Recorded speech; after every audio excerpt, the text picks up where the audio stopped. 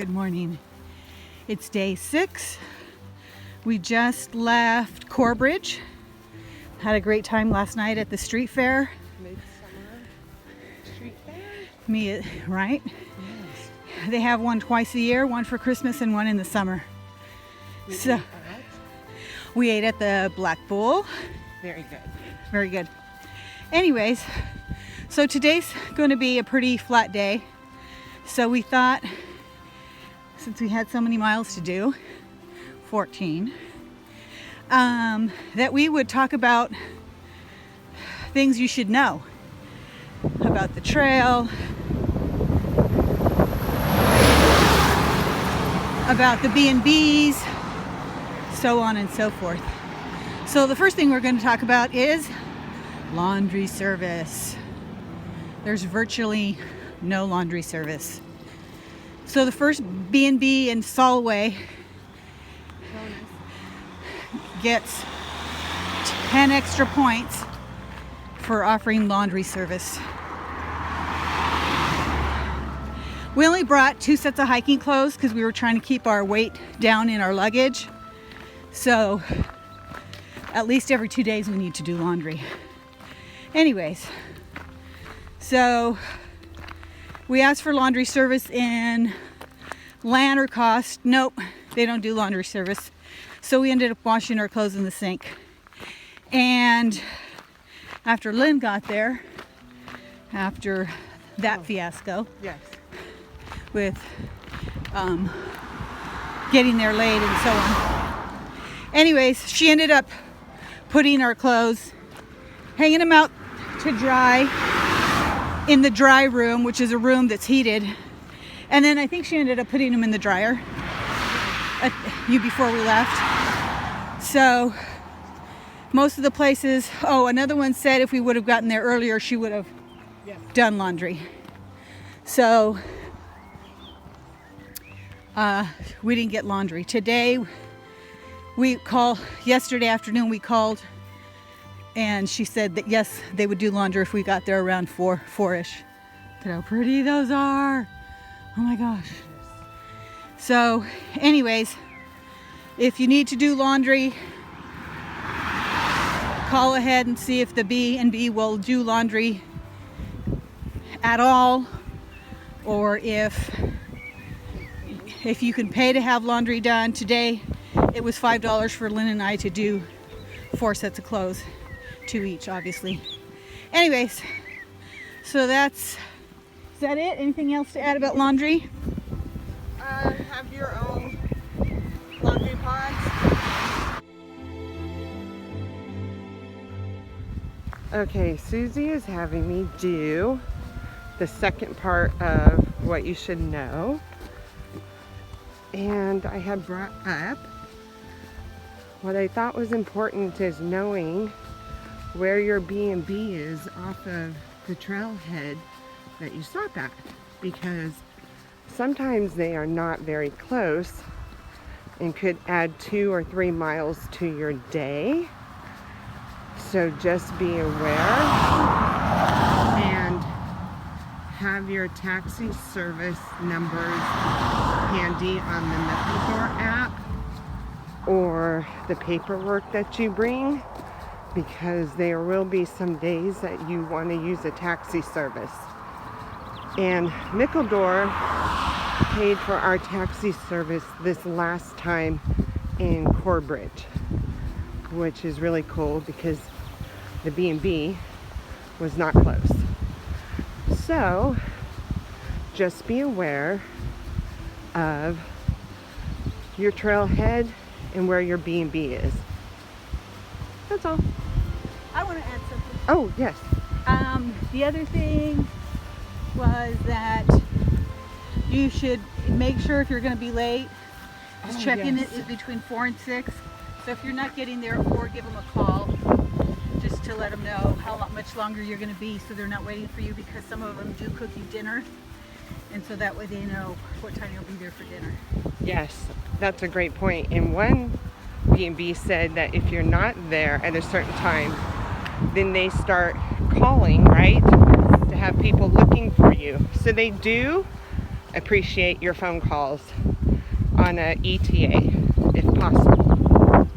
And there is cell service. I think we've had cell service everywhere on the trail Where we needed it. where we needed it.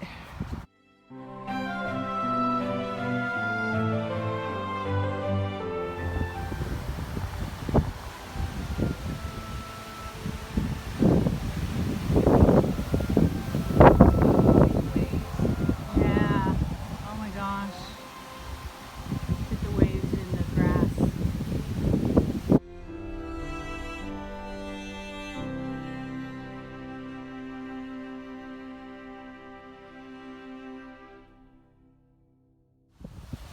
It's that time again. The third thing you might want to know is about hospitality, customer service, and flexibility or lack of flexibility. When we first arrive at most of these B&Bs, the host and or hostess tend to be pretty quiet and reserved. They're not super friendly, but after a while they seem to warm up to you. So it takes them a while to warm up to people. I don't know if it's just Americans or if they treat everybody that way. Anyways, the other thing is that we noticed is their quality of customer service is way lower than what we see in the United States.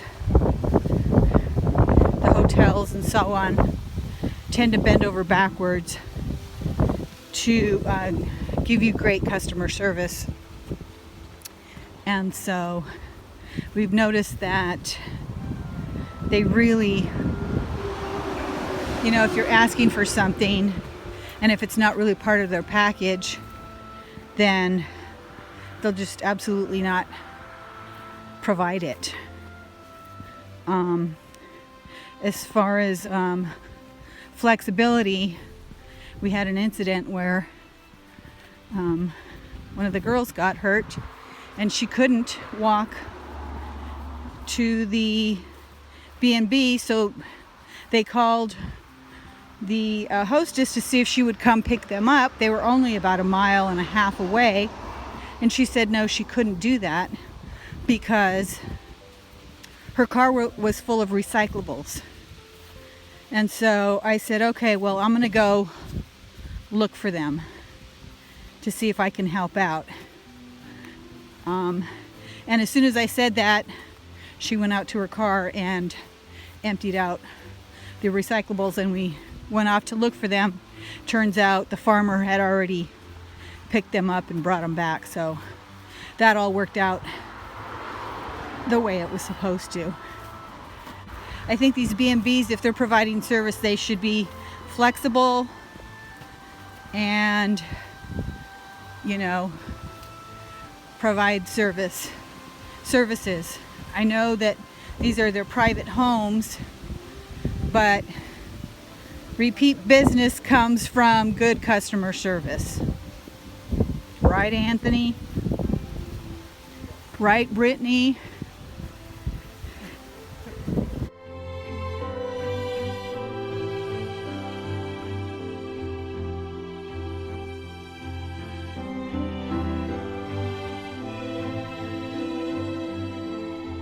Part is this for? Part 4. Okay. Of things you should know. Here's a good one. Example. Mud. So I was telling Susie, one of the big debates we had, the three of us, which would be me, Susie, and Jane, was should we bring a pole?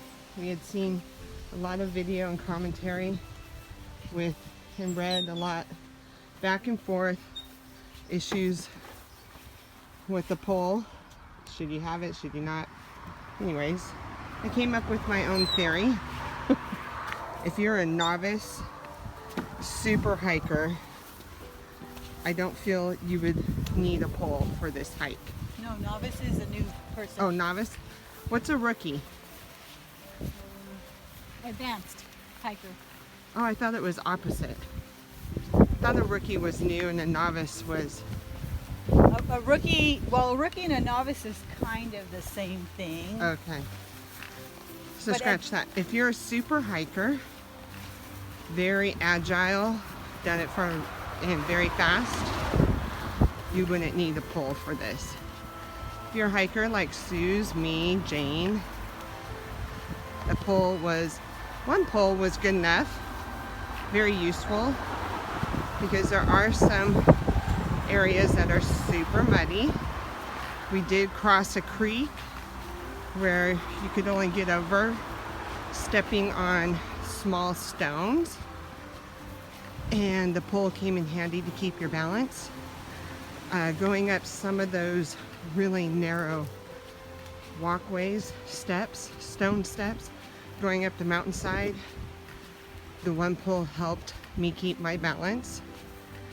And if you're more of an elderly, because we've seen a lot of older people on the trail, and you're not super balanced, 2 poles would be great.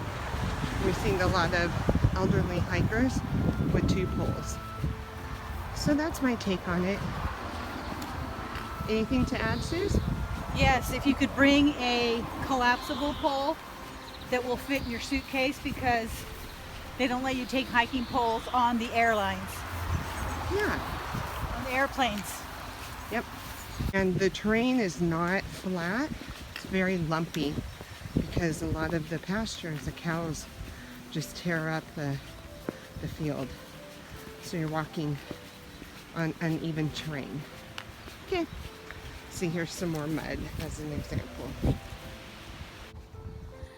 So we've been walking a little over an hour and a half.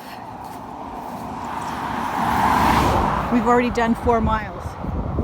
What a difference the terrain makes.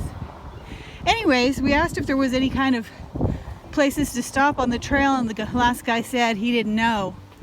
There's a restaurant, tea room, and a shop. Yay. Because I left one of my water bottles at the last B&B, and I want to make sure I have enough to drink, because we're doing 14 miles today to Newburn. So yay. Thank you, Jesus.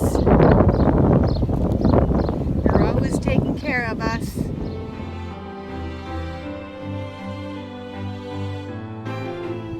We just stopped in the shade. We came up that. It's not very steep, but it's still a workout.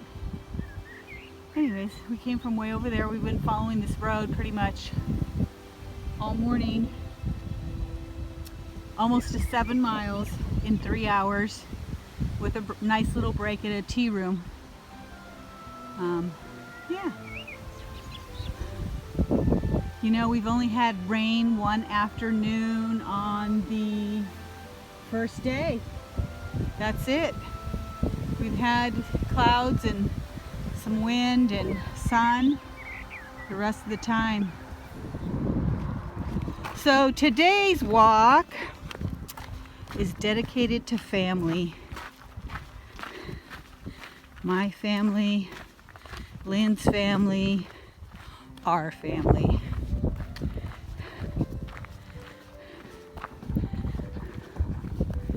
We've been missing you guys, but enjoying this walk. We hope you guys are all happy and healthy, and you're enjoying these videos, because we're enjoying making them. Love you all.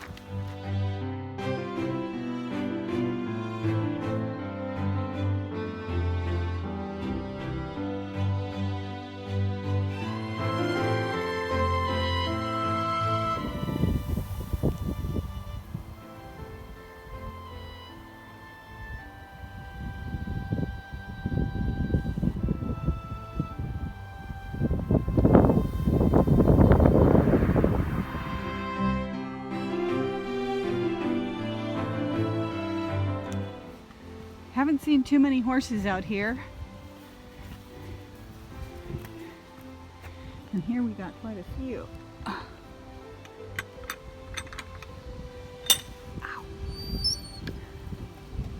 Those are so pretty, huh?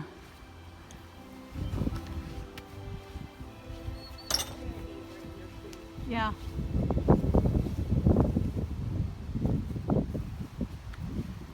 Maybe you can find a tree somewhere. Hey!